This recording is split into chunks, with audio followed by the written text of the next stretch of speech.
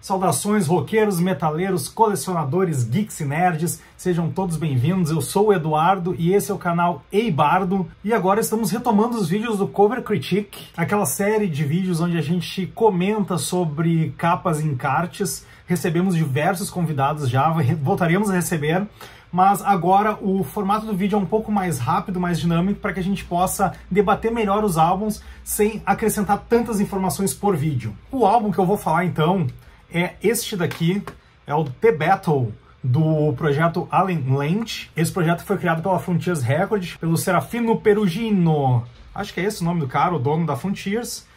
Aqui começou então aquela gama de projetos em que a Frontiers junta dois vocalistas, pega um compositor, um bom compositor, cria uma pá de música, os caras saem interpretando e acaba virando grandes sucessos. O compositor da vez aqui, e que nessa época aqui tava bombando muito, é o Magnus Carlsson. É um baita guitarrista que já participou de várias bandas e principalmente de muitos desses projetos da Frontiers. Eu tô com uma lista aqui, eu vou passar com vocês então rapidamente. Ele é o compositor, guitarrista, baixista e tecladista do projeto Allen Ozen, que junta o Russell Allen com a Annette Ozen do ex-Nightwish. Ele também é o guitarrista da banda solo da Annette Ozen. Ele fez uma ópera metal só com vocalistas femininas chamada Heart Healer, onde além de ser compositor ele também é guitarrista, tecladista, baixista. Ele também foi guitarrista, compositor junto com Matt Sinner do Kiss Somerville, então outro projeto que pegou Michael Kiske e Amanda Somerville, juntaram eles. Um projeto que eu gosto bastante também. Ele é a cabeça por trás do projeto Magnus Carlsson Free Fall, onde ele convida muitos vocalistas, muitos ótimos vocalistas para cantar ao longo dos álbuns dele, já são 3 álbuns até agora.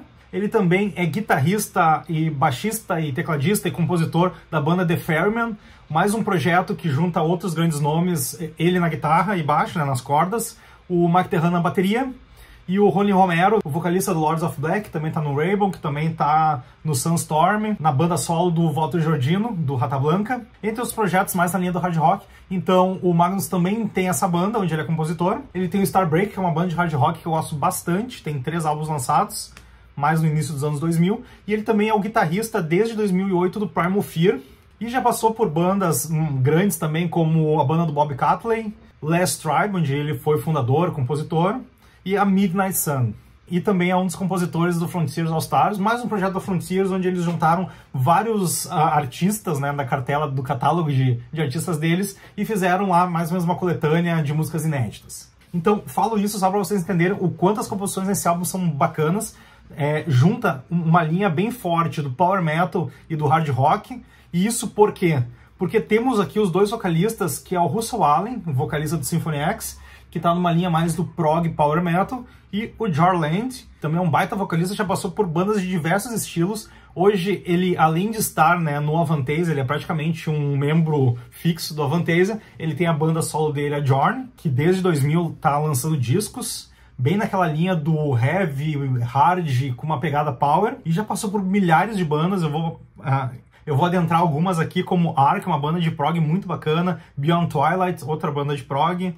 Passou pelo projeto do Holter, então uma linha mais hard rock, com power metal sinfônico, falando sobre o Drácula. Ganhou fama no início dos anos 2000 no Master Plan, onde ele gravou o melhor disco da banda, o primeiro, né, auto-intitulado Master Plan, e até hoje um dos melhores álbuns de power metal, na minha opinião. E passou por outras bandas mais na linha de hard rock, como Millennium, Nicholas Kotzev Nostradamus, um projeto meio Avantasia, mas mais ali na casa do hard rock e do AOR, The Snakes, Vagabond e milhares de outras participações em outras bandas. Este álbum aqui é de 2005 e é um momento em que os dois vocalistas estão em grande evidência.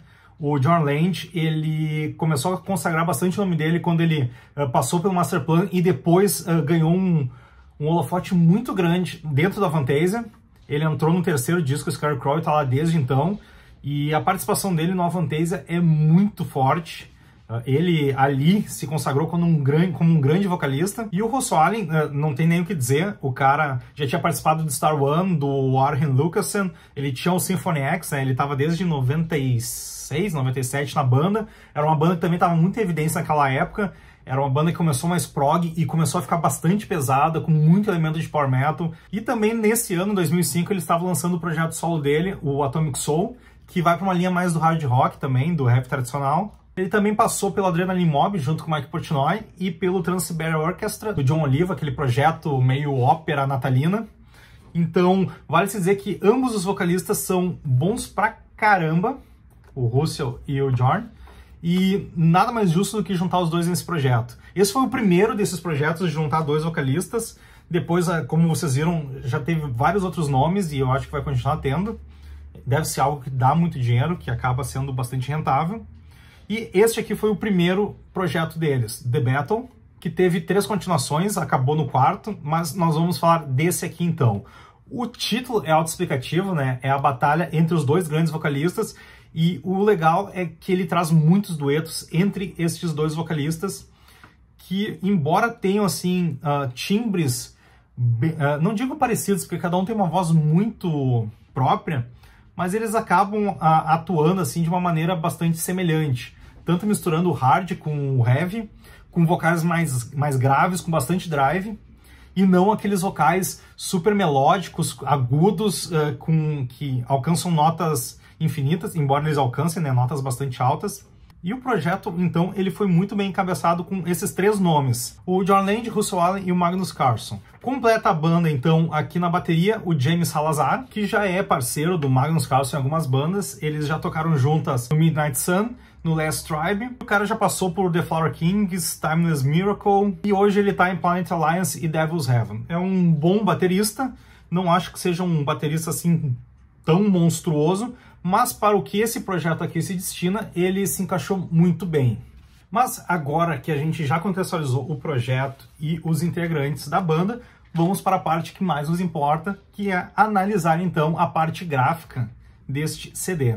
Eu já compartilhei no canal um unboxing que eu fiz desse CD aqui. Eu vou botar no card aqui para que vocês possam ver com mais calma enquanto eu folheio o encarte. Mas eu vou mostrar também rapidamente aqui um pouco dele para que a gente possa falar alguns pontos importantes. Aqui então temos a parte do acrílico, né? A parte que vai atrás do CD, que é praticamente a arte da capa reduzida, com um corte, né, mostrando apenas as 2 criaturas, que devem simbolizar os 2 vocalistas. E atrás nós temos então essa montagem aqui, que mostra o resto, né, o final da imagem aqui com a torre, um pouco assim do cenário, a faixa das músicas e o nome dos rapazes aqui nesse banner azul. Aqui atrás, esse banner azul mais ou menos funciona, não fosse esses efeitos feios pra caramba. Mas vocês vão ver que esse banner foi muito mal utilizado. A capa, então, essa aqui é uma arte do Rodney Matthews, um artista gráfico muito famoso. O cara, ele tá envolvido em muitas pinturas que vai da linha do sci-fi, da fantasia, e o cara já atua com isso há algumas décadas, então. O Roger, então, ele já fez diversas capas, né, não só dentro da linha musical, ele fez muitas ilustrações para Elric de Bonnet, que é um personagem de Michael Moorcock, né, um personagem das fantasias medievais, capa e espada. Então ele fez muitas artes para esse personagem, para a literatura. Ele fez algumas capas também relacionadas a Senhor dos Anéis, alguns trabalhos para esse título, e fez muitas capas dentro do metal para outras bandas, mas uma das mais famosas, então, são as bandas do Bob Catley, que ele fez diversos álbuns, e do Magnum, a banda do Bob Catley. Procurando, então, na internet, vocês vão ver um pouco do trabalho dele, vão ver que é bastante reconhecível o estilo dele, assim como a gente bate o olho aqui e já sabe que tem, se não é dele, então é uma influência muito grande dele, mas sim, é do Rodney Matthews esta capa.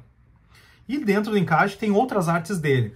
Vamos dar uma passada rapidinho aqui, ó. O padrão do encarte é assim, então, trabalhando com esse banner. Lembra que eu falei que esse banner ia ser mal utilizado no momento? Então, acho que para manter um pouco a consistência do que criou-se aqui nessa contracapa, se utilizou aqui esse azul. Então a gente tem esse degradê, começa com uma faixa vermelha, tem o degradê do azul, vira preto, e depois um novo degradê vermelho. Eu não sei se nos anos 2000 se usava bastante degradê. Ah, e também tem uma tribal aqui, né, uma marca d'água meio tribal. Aqui temos mais uma imagem dele, que é um... Eu não sei se a imagem foi comprada preto e branco, sépia, ou se isso aqui foi um efeito colocado, mas viram que manteve-se, então, aquele padrão dos degradês no encarte, e aqui eles só jogaram aqui a imagem por trás do degradê vermelho. Continuando aqui rapidamente, então, temos a letra em branco, pelo menos é um contraste bom com fundo preto. Aqui novamente aquele banner, uma péssima leitura a gente tem aqui nos nomes dos rapazes, e as fotos deles que também foi só um recorte quadrado que foi jogado aqui por trás do banner vermelho. Aqui repete então a tribal. Vocês podem notar que ficou bem feio. E aqui segue aquele padrão. Pegou uma imagem aqui, outra imagem na mesma formatação, não sei se com efeitos ou não, e também largaram aqui, pelo menos manteve o mesmo tamanho, manteram o mesmo padrão estético, sépio, com as artes mais azuladas. Aqui mudou-se, né? Manteve o fundo, só que a imagem acabou ficando aqui embaixo. É uma imagem mais horizontal, mas vocês podem ver também que as margens não se conversam. Então aqui a gente vai ter uma margem, aqui nós vamos ter sobrando um espaço. Não sei por que teve, né, essa falta de atenção. E para finalizar então a última página, a gente tem novamente aqui a assinatura da banda, o nome do grupo, né, que é o nome dos dois cantores, e o fundo se mantém o mesmo aqui com as informações. Tá. Primeiro ponto, a capa eu acho bonita, mas eu acho o enquadramento dela bem ruim. Porque a gente só tá vendo metade de cada bicho aqui, como vocês podem ver.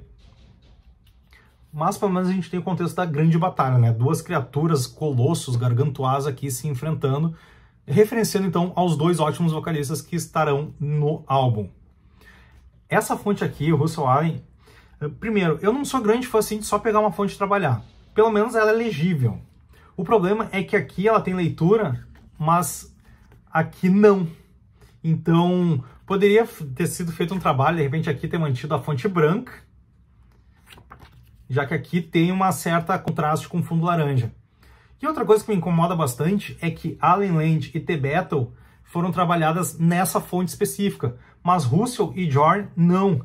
Então a gente acaba tendo duas fontes aqui na capa, sendo que um mesmo elemento acaba trabalhando com duas fontes diferentes, com pesos diferentes.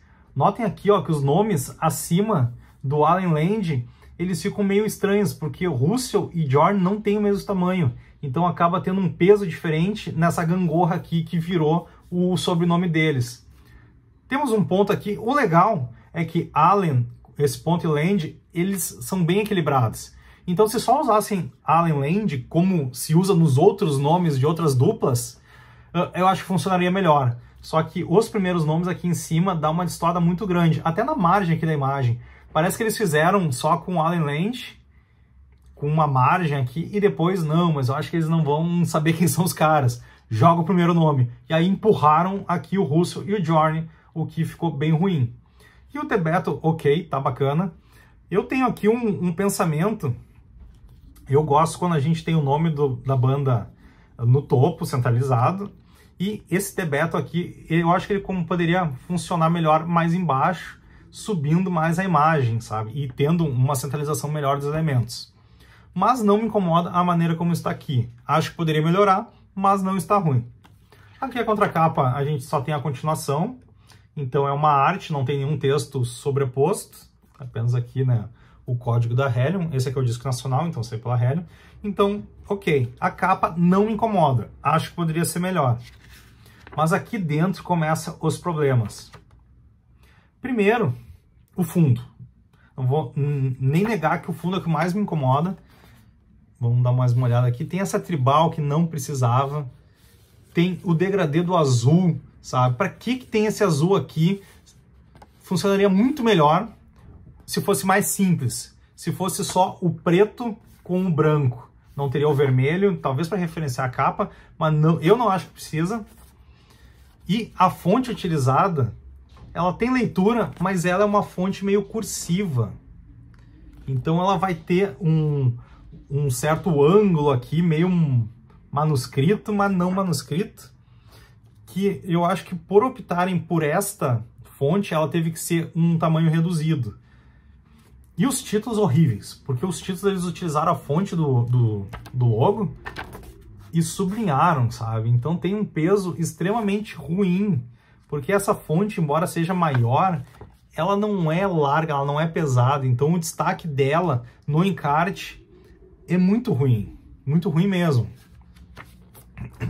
E outra coisa que me incomodou foi essas imagens jogadas aqui, sabe? Por baixo do degradê. Mas assim, ó, notem que ela é um quadrado jogado no fundo, que já não conversa, né? Porque a gente tem esse azul aqui mega distante. Fosse só os vermelhos, talvez ainda desse para dar uma salvada. Mas esse azul aqui ficou horrível. E o tribal, sabe? Para que esse tribal? O que o cara tava pensando quando fez o tribal? Deixa eu ver se a gente acha o nome aqui do designer. Layout e Design by Giulio Cataldo, da Demisud.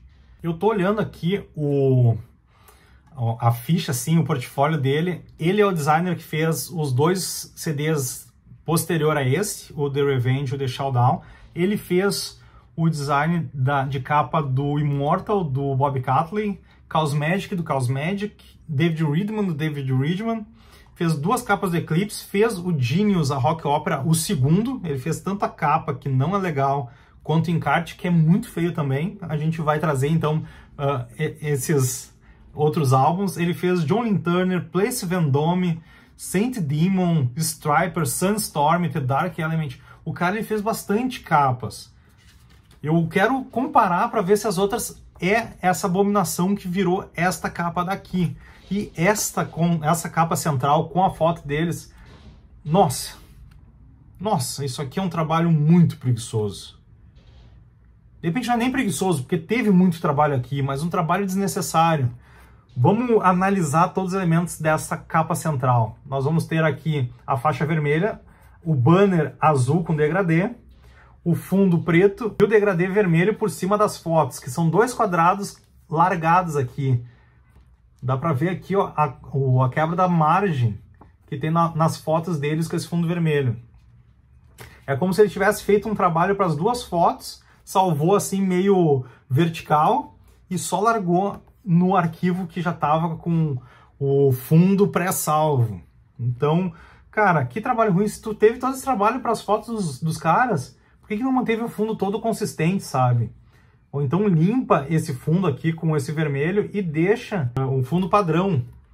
Mas isso aqui parece assim que ele só pegou imagens no JPEG e jogou.